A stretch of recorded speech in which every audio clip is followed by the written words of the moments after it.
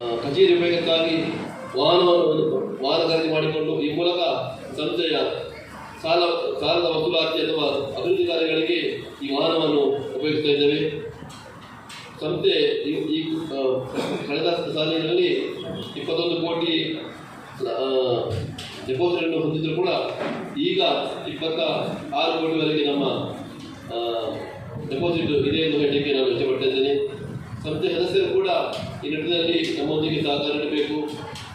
ತೆಗೆದ ಸಾಲಗಳನ್ನು ಪ್ರಸ್ತಾವನೆಯಲ್ಲಿ ಪಾವತಿ ಮಾಡಬೇಕು.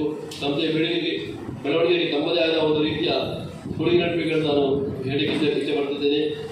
ಈ ಸಂಸ್ಥೆ ಇನ್ನಷ್ಟು ಮುಂದುವರಿಬೇಕೆಂದು ನಮ್ಮೆಲ್ಲ ಆಸೆ. ಜನಗಳಲ್ಲಿ ನಮ್ಮ ಈಗಾಗ ನಾನು ಹೇಳಿಕೊಂಡ ಪ್ರತಿಯೊಂದು ವರ್ಷದಲ್ಲಿ ಕೂಡ ಒಂದು ಹೊಸ ಶಾಖೆಯನ್ನು ತೆರೆಯಬೇಕು. ಅದರ ಮೂಲಕ ಉದ್ಯೋಗ ಕ್ರಾಂತಿಯನ್ನು ಮಾಡಬೇಕು. ಕನಿಷ್ಠ 3 ಮಂದಿಗೆ ಉದ್ಯೋಗ ಅವಕಾಶವನ್ನು ಕೊಡಬೇಕು. ಅದೇ ರೀತಿಯಲ್ಲಿ 3 ವರ್ಷದಲ್ಲಿ ನಾವು 3 ಶಾಖೆಯನ್ನು ಮಾಡಿದ್ದೇವೆ.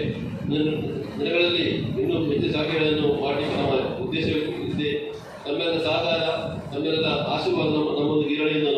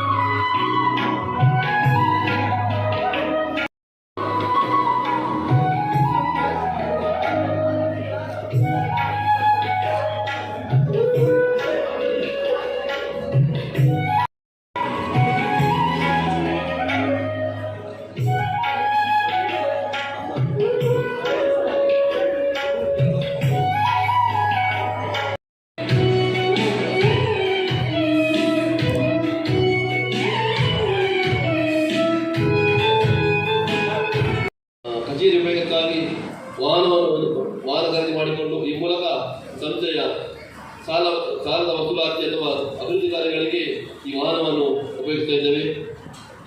ಸಂಸ್ಥೆ ಈ ಕಳೆದ ಸಾಲಿನಲ್ಲಿ 21 ಕೋಟಿ